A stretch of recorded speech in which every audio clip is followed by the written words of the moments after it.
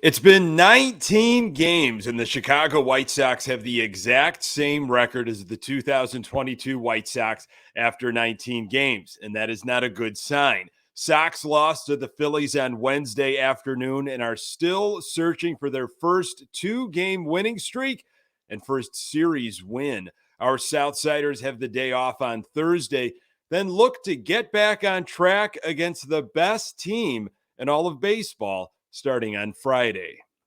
You are Locked On White Sox, your daily Chicago White Sox podcast. Part of the Locked On Podcast Network, your team every day.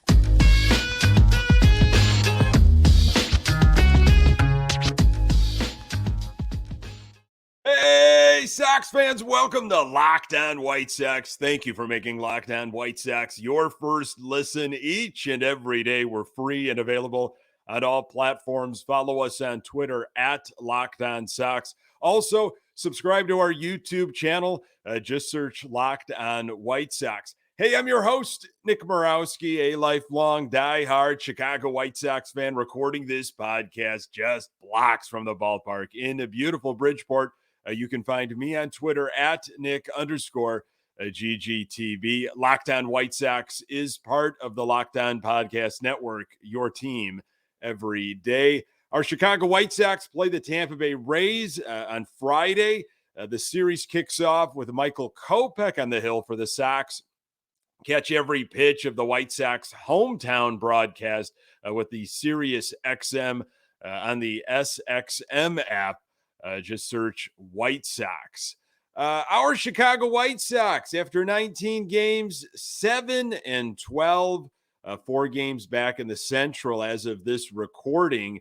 And again, after 19 games last year, one of the most disappointing seasons in all of White Sox history. After 19 games, the 2022 Sox were 7-12. This was before Wednesday's game. A quote from Jake Berger, who's been one of the hottest hitters for the White Sox. He said, "Every single game, there's urgency. It doesn't matter if it's April or September to win games." And Pedro Grifol has said something similar. You've heard a few player comments here and there, especially from the pitchers, kind of say, well, it's early. But I think then they quickly will say, but it's really not. And, if you keep letting these losses pile, when you do get hot, if you do, and every team, goes on a little bit of a streak. If you do get hot and you start putting everything together and everybody is healthy, you're going to be so far back. It is going to be a daunting task. During Wednesday's game, this was a great tweet by Shakia Taylor from the Chicago Tribune. She tweeted out, "It's honestly malpractice of some sort what's happened with the White Sox. They're supposed to be young and fun. They're supposed to be a winning team. Opportunities have certainly been squandered over there." The Sox are not a fun team to watch right now. The Houston series was exciting, but the failure to put everything together for at least 2 games, just put everything together for at least 2 games. The injuries, especially to core players like Tim Anderson. Boy, the Sox are missing Tim Anderson right now. And the pitching problems coupled with the sporadic offense leaves me absolutely shaking my head after every game. I don't know. I don't have answers. It's the typical stuff of, if everybody starts clicking, if the offense can score more runs than just 1 inning a game, if the bullpen and the starting pitching, figure things out, if the Sox can get healthy, it's that kind of stuff. But I know there's got to be more going on. You look at Eloy Jimenez.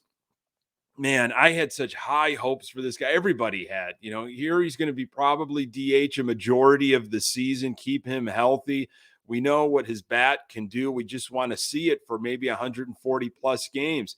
Well, he came back after being on the IL, had a rough Baltimore series. And boy, he had an absolutely rough Philadelphia series. He went 3 for 11 against the Phillies.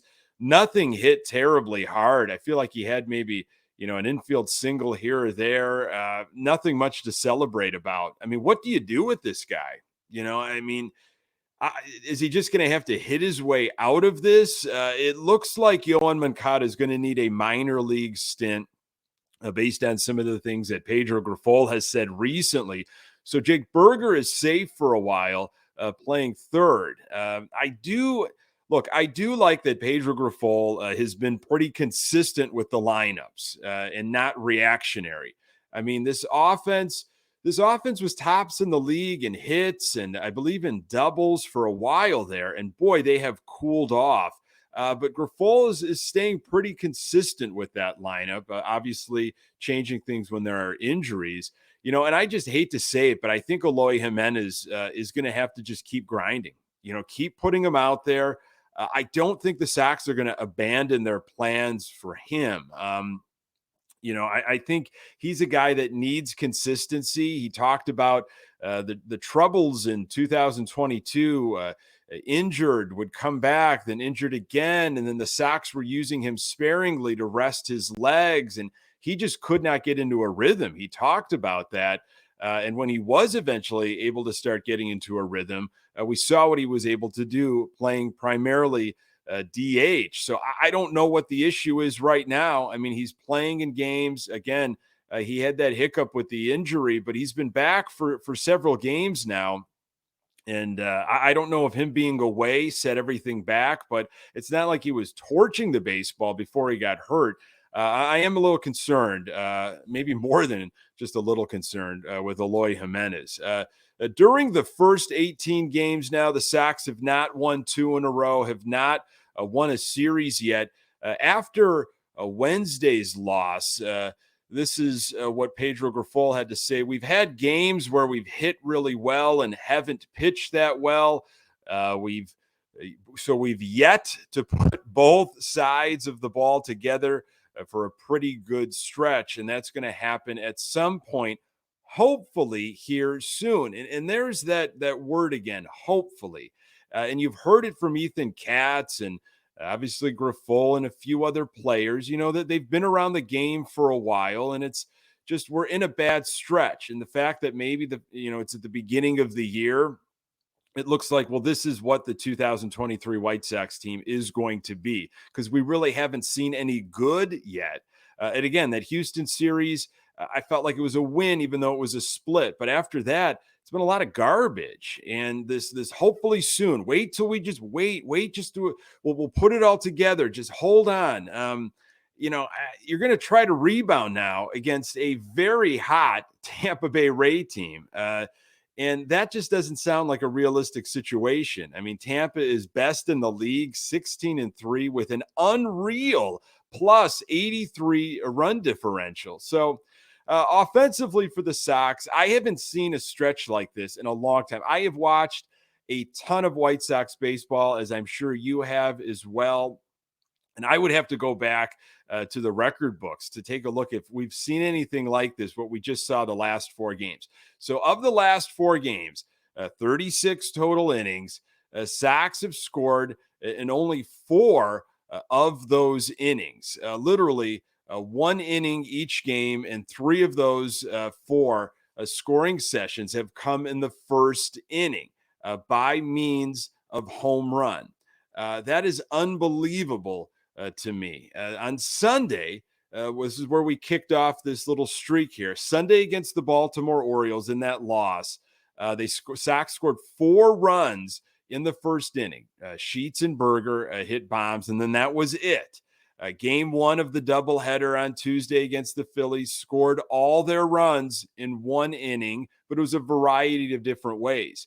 Game 2 of the doubleheader, which they won, Jake Burger hit a home run in the first inning, and that was the only scoring that happened in that game. On Wednesday, Andrew Vaughn hit a 2-run homer in the first inning, and that was all that the Sox did.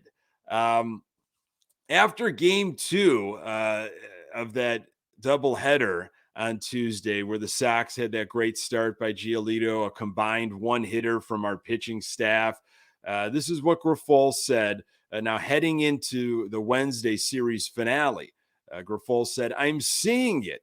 I even see it in our losses. I see it in our work. I see it in our preparation. I see it in our losses. We've had some heartbreaks.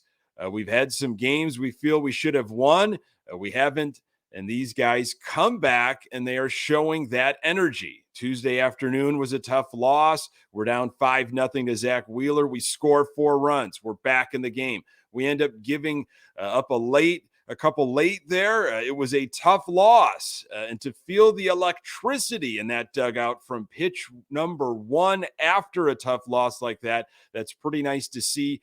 There's some heart and there's definitely some fight here. So I guess if you believe in the team morale and chemistry, it seems like there's still some energy there if you take, Griffol's words to heart. And I'm glad that there's heart. I'm glad that there's fight. I guess those are some positives that you can take from all of this. But those things need to start producing actual wins. We need some results. It's great that they're bouncing back in terms of just morale, but you got to put it together on the field. 9 of their next 13 games are against first place teams. Again, Sox after 19 games, 7-12. Mike Clevinger had been a reliable arm for the White Sox until Wednesday. Sox once again limit their scoring to 1 inning. More on that in a moment. Hey, something exciting is coming to Built.com on April 22nd. I don't have all the details yet, but the excitement is real, and it's something you won't want to miss. If you know how Built works, they have the most incredible protein bars in the world, and they do these with amazing flavor drops with unreal flavors in limited quantities. So mark your calendars and head to Built.com on Saturday, April 22nd, to be one of the first to discover what all the hype is about.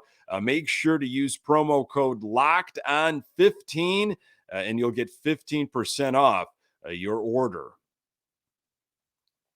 So again, the White Sox got the day off on Thursday. They will play the Tampa Bay Rays on Friday. The series kicks off with Michael Kopech on the hill for the Sox. Catch every pitch of the White Sox hometown broadcast with Sirius XM on the SXM app. Search White Sox. It was game 19 on Wednesday. Sox lost to the Phillies 5-2. Mike Clevinger on the hill and Taijuan Walker for the Phillies. Let's go to the first inning here. Good place to start. Trey Turner has been quiet in the series.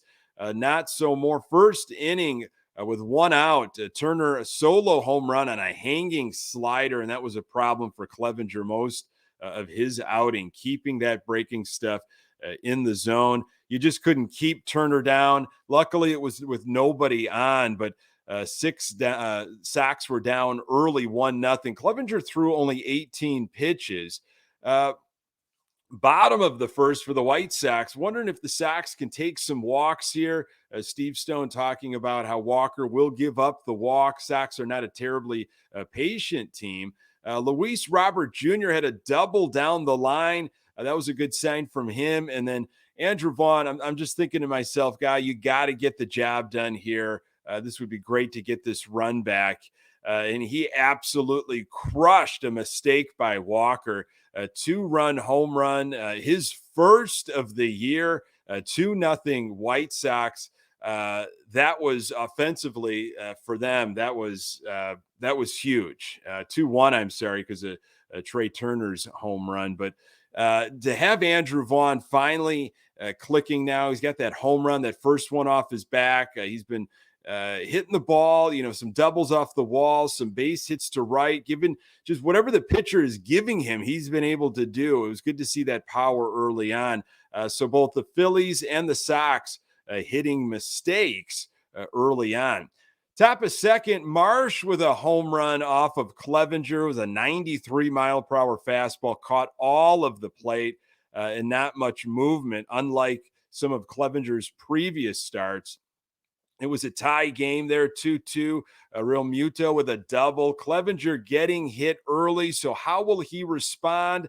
Because he doesn't have his plus stuff. Again, previous outings, really like what I saw from Clevinger with his stuff. And, he looked a little out of sorts, definitely early on Wednesday. Stranded Marsh on second, though, with nobody out, which was a good sign.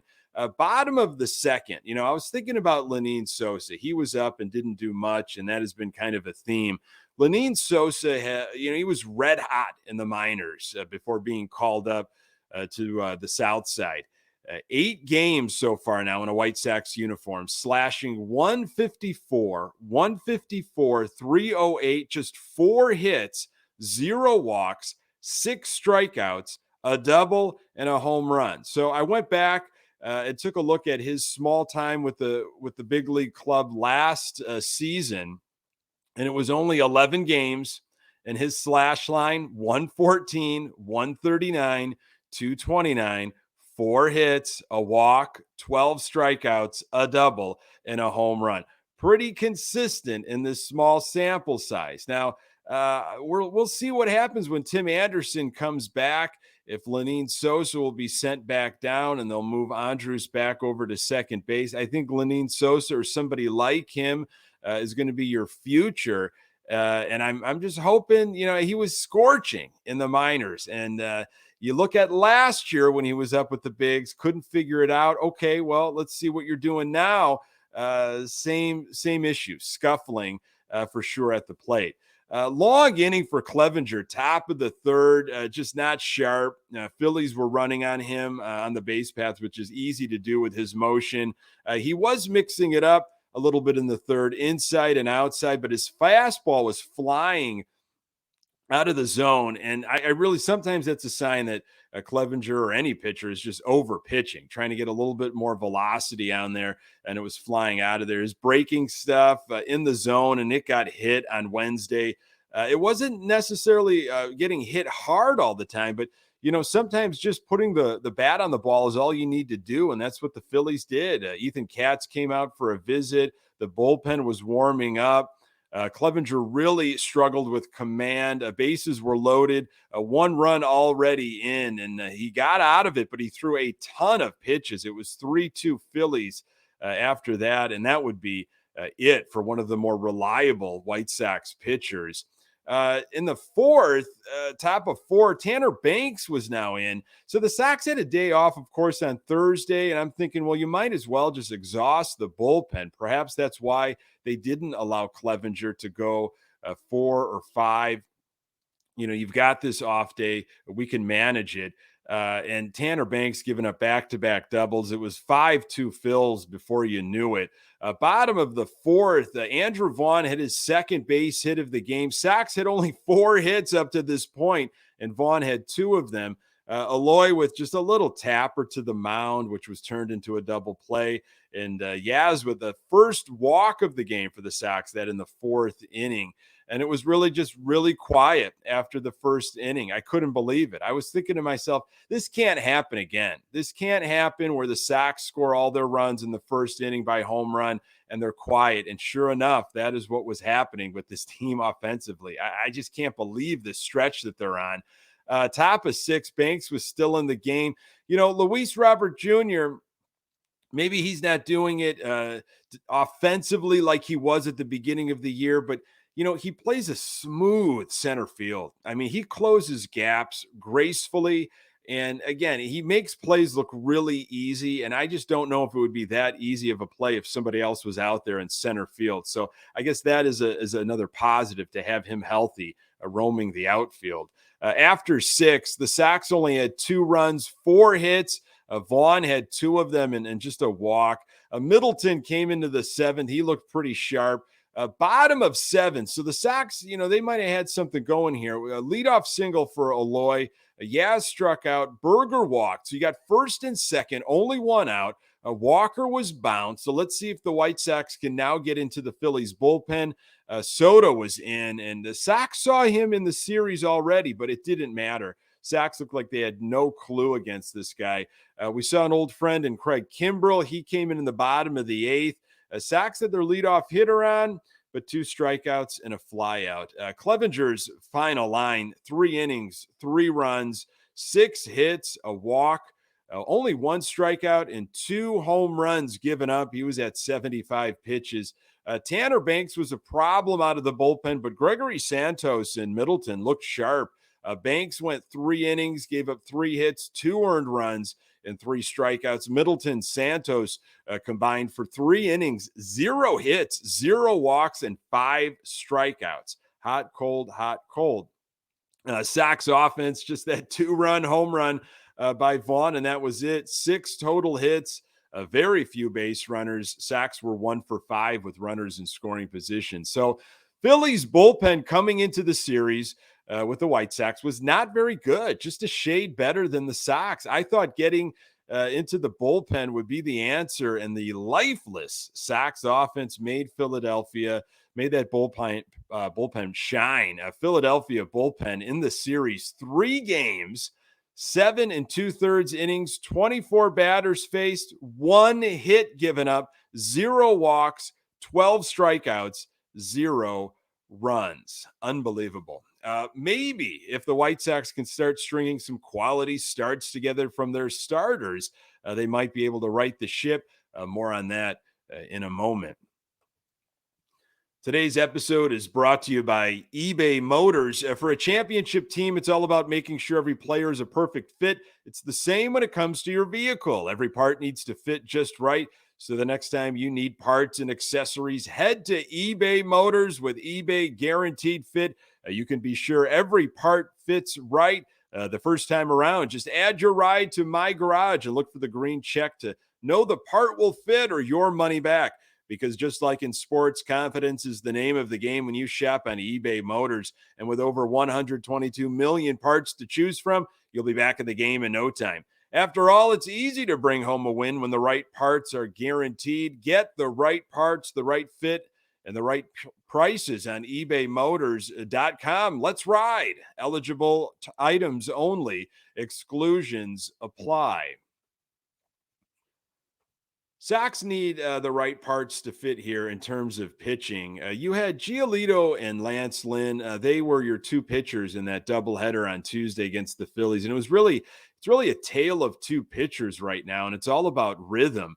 When the White Sox were scuffling in 2021, and by scuffling, I mean like they hung around 500 at the beginning of the season for the first 18 or 19 games, and I was somebody that was kind of freaking out, like, wait a second, what's going on with this team?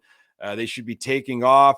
Well, their pitching was stellar. I mean, their pitching was really solid, and it really carried them until things started clicking offensively. And then, of course, the Sox took off. April 19th of that season was the last time they were under 500. So White Sox pitching, especially starting pitching, has been wildly inconsistent. You just don't know which pitcher you're getting outing to outing. I mean, Cease has looked pretty consistent, and so had Clevinger up until Wednesday. Gio and Lynn both pitched on Tuesday, and they were just a tale of 2 different guys right now. Giolito's last 2 starts, 12 innings combined, 5 hits, 3 walks, 1 earned run, 14 strikeouts, 0 home runs. That'll play. This is what Giolito said. Having good rhythm and a good mound presence is hugely crucial for my success.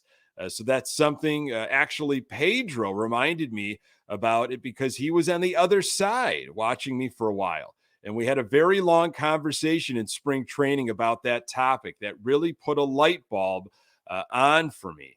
He's got a really good changeup, said Philadelphia second baseman Bryson Stott. He's so tall, and he just kind of, you see it, but it never gets to home plate. I think a lot of us were out in front of it. So once that's in your head, he can beat you with his other stuff. He did a really good job. And this was Grifol on Giolito. And it's not about the stuff. It's about the mound presence. It's about the confidence. It's here I am. I'm going to throw it over the plate. Hit it if you can. If you can't, you can't. If you can, you can. That's what I remember. And that's what he's been showing the last 3 outings. I'm really excited about where he's at right now. Right here, Grifol pointed to his head and obviously physically. So you hear from the manager, you're hearing from the opposition and from Giolito himself. And that changeup has looked much better the last 2 games. And that guy's got to be devastating when he's floating that at 80 with the movement. And then he was mixing up that fastball and the eye levels. He has pitched very well. Lance Lynn, on the other hand, last 2 starts, 11 and a third innings, 17 hits, 8 earned runs, 3 walks, a couple home runs, and 17 strikeouts. This is what Grifol has said. He's been battling. It seems like every ball he leaves out over the plate, they're hitting. He's not trying to get in trouble early. It just happens that balls were finding some holes early. It's just not going our way right now. It's not going his way. He settles down. He gives us the innings he needs to give us. That's a credit to him and what he does. He kept us in the ball game. He saved our bullpen. So positive spin there. And that is true with Lance Lynn's last start. Here's what Lynn had to say about that rough outing against the Phillies. That's part of the game. Last couple starts have been a bunch of home runs. So you're damned if you do, damned if you don't right now. That's just where I'm at. I've been way worse. I turned out just fine. And Lynn commenting on the White Sox right now. Everybody's fine. You know it's April, but you know you've got to get it moving just to make sure you don't get too far behind. Right now, I'm not in a good rhythm. I'm not throwing the ball well, and I'm not having productive outings. I've got to be better. So it sounds like Lance Lynn is trying to convince himself out loud that he will be able to get back on track. He did mention, it's early. However, you get too far behind in the standings, and it's difficult to claw back because it's not like that first place team is just going to put it on pause and say, all right, you guys are hot. We'll start losing so you can catch up to us. Sox have an off day to think about what has gone wrong and how they will try to right the ship against the best team in baseball starting on Friday. And the Tampa Bay Rays just so happen to be perfect, 10-0 at home. Folks, thank you so very much for making this podcast part of your daily routine. You can find the Locked On White Sox podcast absolutely everywhere you find your podcast. We're on Twitter at Locked On Sox. You can find me on Twitter at Nick_GGTB. Hey, and don't forget to subscribe to our YouTube channel. I appreciate you if you pass that along to other Sox fans in your life.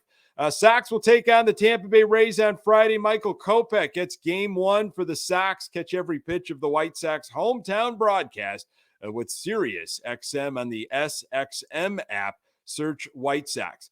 Thanks for making Locked On White Sox your first listen every day. Hey, everydayers, on the next episode, I will try to make some sense of what we have seen so far and maybe look a little deeper into the upcoming series with the Rays. Appreciate you making time for the Locked On White Sox podcast.